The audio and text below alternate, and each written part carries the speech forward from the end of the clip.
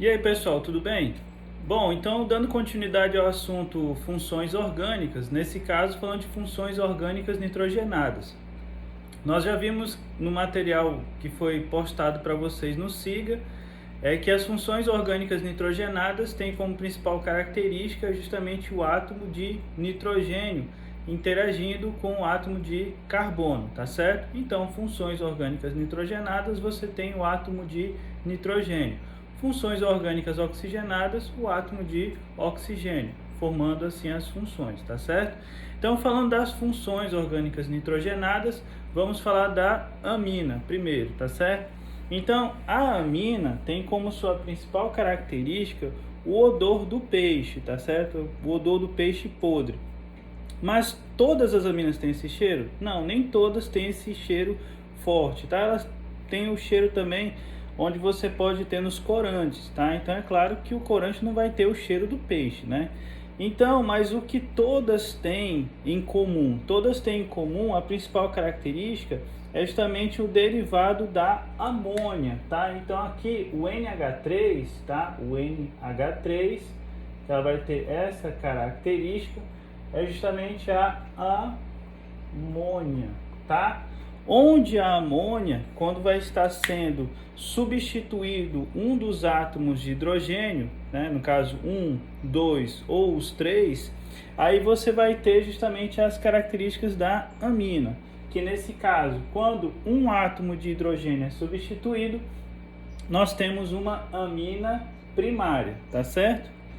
Quando eu tenho dois átomos de hidrogênio sendo substituídos, nós temos uma amina secundária.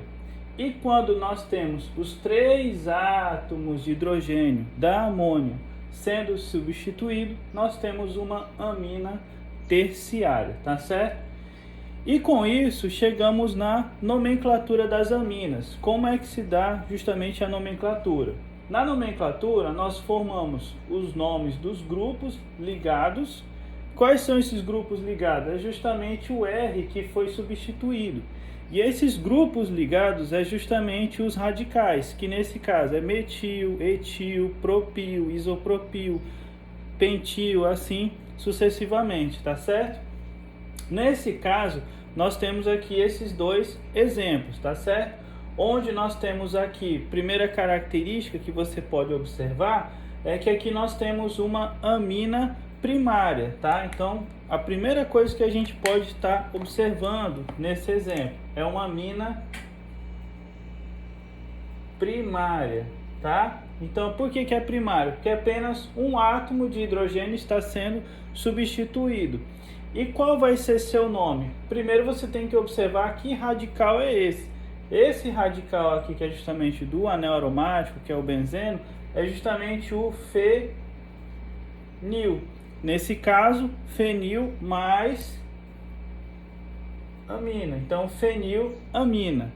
A fenilamina, ela também é chamada de anilina, que é justamente utilizado nos corantes, na matéria de dos cosméticos, tecidos, tá? Então, a fenilamina também é chamada de anilina. Já aqui nós temos o CH3, tá certo? E o CH2, CH2, CH3. Aqui é o metil e aqui é o propil. Nesse caso, o que nós temos? São dois átomos de hidrogênio sendo substituídos, tá? Então, nós temos uma amina secundária, tá certo? Então, aqui é uma amina secundária. Então, agora, qual a sua nomenclatura? Nós temos aqui metil, propil, amina. Então chegamos na nomenclatura do composto. E uma curiosidade, tá? Em questões do odor do peixe, tá? Uma curiosidade para vocês é justamente que o odor do peixe é esse composto aqui, ó. CH3, CH3 e CH3. Então, aqui nós temos um composto, nesse caso, uma amina terciária, porque os três átomos de hidrogênio foram substituídos. E aqui nós temos, como são três radicais metil, então trimetilamina. É justamente o composto responsável pelo odor de peixe, né? Que é aquele odor bem forte, tá certo?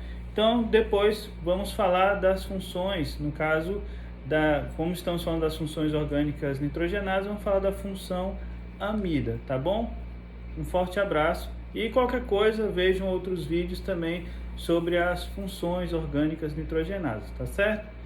Valeu, pessoal!